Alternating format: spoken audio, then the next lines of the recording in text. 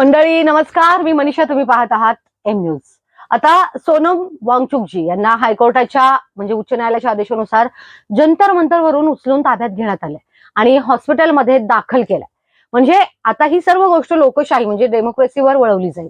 अरे बाबा, गेल्या 20 ते 25-30 दिवसांपासून तुम्ही जे आंदोलन करत होता तेव्हा तुम्हाला काही झालंय का? तुम्ही पोलिसांना वाईट साईड बोलत होता तेव्हा तुम्हाला काही झालं का? नाही ना. पण आता यातील जो मुद्दा आहे, लोकशाही धोक्यात आहे, डेमोक्रेसी इज इन थ्रेट, याकडे वळवलं जाईल. 20 दिवस तर काहीच झालं नाही. आता हा सुप्रीम कोर्ट किंवा हायकोर्टाचा आदेश आहे, कोणत्याही राजकारण्याचा नाही. तिकडे हायड्रोजन ट्रेन आणि इस्रोचे जे रॅकेट आहे ते उडवण्यात हे राजकारणी बसतायत. तुम्हाला माझा मुद्दा समजतोय का? म्हणजे आता तुम्हाला पूर्णपणे दुसरीकडे वळवलं जात आहे. अरे बाबा, मी स्वतः बऱ्याच गोष्टी डोळ्यासमोर पाहिल्यात, पेड कॅम्पेन पाहिलेलं आहे, म्हणजे कशी मोहीम तयार केली जाते आणि कसं बोलायला भाग पाडलं जातं, ती अशीच बनतात. आता पुढे येईल लोकशाहीला धोका, म्हणजे थ्रेट टू डेमोक्रेसी, संविधानाला धोका, थ्रेट टू कॉन्स्टिट्यूशन, हे समोर येणार आहे आणि प्रत्यक्षात मात्र तसं काहीच नाहीये. तुम्ही एवढं बोललात, प्रभू श्रीराम यांच्याबद्दल बोललात, एखाद्या धर्माबद्दल बोललात, तरी काही झालं नाही. अजूनही काही झालेलं नाहीये. एक काळ असा होता जेव्हा अण्णा हजारेजी आणि रामदेव बाबा, भलेही त्यांची विचारधारा वेगळी असू शकते, पण जेव्हा त्यांनी आंदोलन केलं होतं तेव्हा त्यांच्यावर लाठीचार्ज झाला होता. रामदेव बाबांनी जेव्हा भ्रष्टाचाराविरोधात आंदोलन केलं होतं तेव्हा 10 लोक गंभीर जखमी झाली होती. इथे तर तसं काहीच घडलं देखील नाहीये. आता हे सगळं वळवलं जाईल की माझी लोकशाही धोक्यात आहे, संविधान धोक्यात आहे. 20 दिवसांपासून तुम्ही जे काही करत होता तेव्हा काहीच धोक्यात नव्हतं. मग ते संविधानाच्या चौकटीत म्हणजे फ्रेमवर्क होतं, पण आता लोकशाही धोक्यात आली आहे. नंतर दीपक भाऊ थोडे भाऊक झाले, कारण दिल्ली पोलिसांनी सोनम वांगचुकजी यांना सकाळी 4 वाजता ताब्यात घेतलं.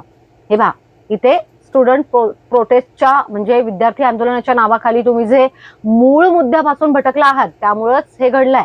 विद्यार्थी आंदोलनाला पाठिंबा नेहमीच राहील, पण आंदोलनाच्या नावाखाली तुम्ही कोणत्याही धर्माचा, पंथाचा किंवा लोकांच्या समूहाचा द्वेष करत आहात. आंदोलनाच्या नावाखाली तुम्ही 1500 ते 2000 कोटींचे पेड PR चालवत आहात. आंदोलकांवर काय परिस्थिती आहे याचंच एक उदाहरण आहे उत्तम. केवळ महाराष्ट्राला नाही तर संपूर्ण भारताला हे समजलं पाहिजे की आमच्याकडे महाराष्ट्रात जरांगे पाटील नावाचे एक खूप मोठे कार्यकर्ते आहेत, ऍक्टिव्हिटिस्ट आहेत. त्यांना आरक्षणात काही बदल करायचे आहेत किंवा आरक्षण हवं आहे. भाऊ, म्हणजे ते मोर्चे काढतात, कोणत्याही जाती धर्म पंथाविरुद्ध काहीही बोलत नाहीत, फक्त जेवत नाहीत आणि उपोषणाला बसतात. सरकार त्यांच्या सगळ्या मागण्या पूर्ण करून देते. जर तुमचं आंदोलन कोणत्या राजकीय विचारसरणीशी जोडलं गेलं किंवा जर तुमचं आंदोलन आपल्या देशाऐवजी इतर कोणत्या विचारसरणीशी, जसे की डावी विचारसरणी म्हणजे वामपंथी, साम्यवाद किंवा अशा प्रकारच्या ज्या विचारसरणीशी जोडलं गेलं तर तुमचं आंदोलन यशस्वी होणार नाही. आणि तुम्ही असा विचार करू नका की हे सरकारने सगळं केलेलं आहे. हा दिल्ली हायकोर्टाचा निर्णय, सरकारचा निर्णय नाही आहे. सरकार व्यस्त आहे बऱ्याच कामांमध्ये, त्यांना काही रिकामटेकडा वेळ नाही आहे. त्याच्यामुळं जे रस्ते बनवले गेलेले आहेत त्यामध्ये पडलेले खड्डे बुजवून पुन्हा रस्ता तयार करण्यामध्ये ते व्यस्त आहे.